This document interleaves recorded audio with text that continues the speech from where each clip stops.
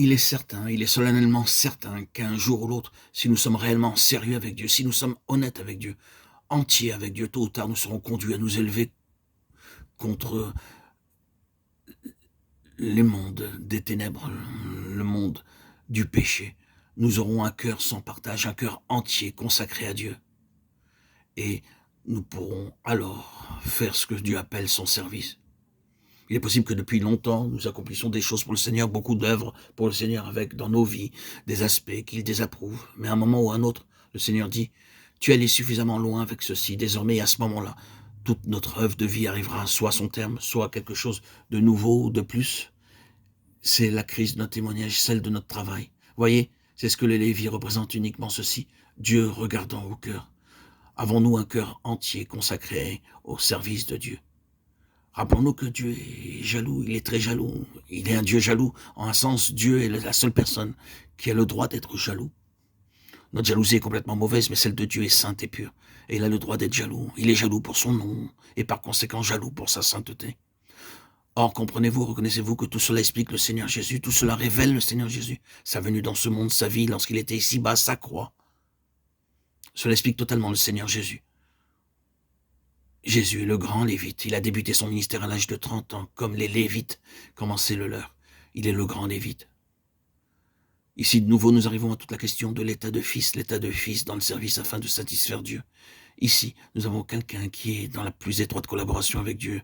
Si Christ est notre exemple, et si nous sommes prédestinés à être conformes à l'image du Fils de Dieu, et si Christ gouverne réellement dans la vie et l'œuvre, alors voilà, nous sommes en présence de quelqu'un dont le cœur n'est pas partagé, dont le cœur est entièrement et pleinement pour Dieu, dont la collaboration avec Dieu est complète et absolue, et notez-le, de son propre choix.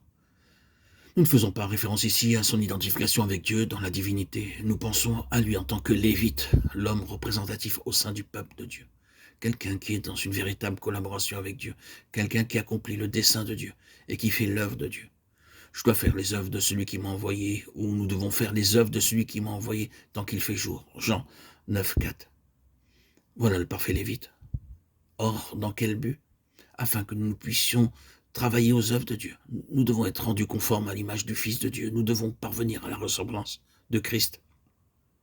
Maintenant, voyez-vous, frères et sœurs en Christ, cela ouvre de nouveau votre Bible entière. Car du début à la fin, dès lors que Dieu ait fait un pas dans l'histoire de ce monde, quel que soit le moment où il l'a franchi, et chaque pas successif des nombreuses étapes, il a toujours fait sur la base de Christ. Le remarquez-vous? A-t-il fait un pas avec Abel?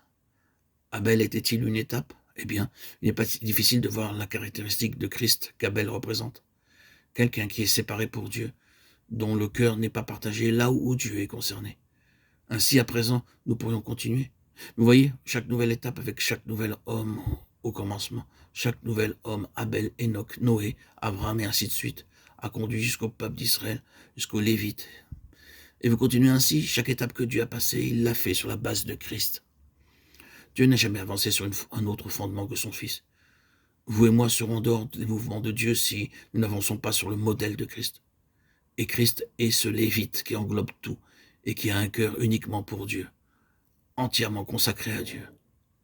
Celui qui, à n'importe quel prix, prouvera que son cœur est tout entier pour Dieu et qui réagira de manière violente contre toute insinuation de l'ennemi qui voudrait enlever quelque chose au Père.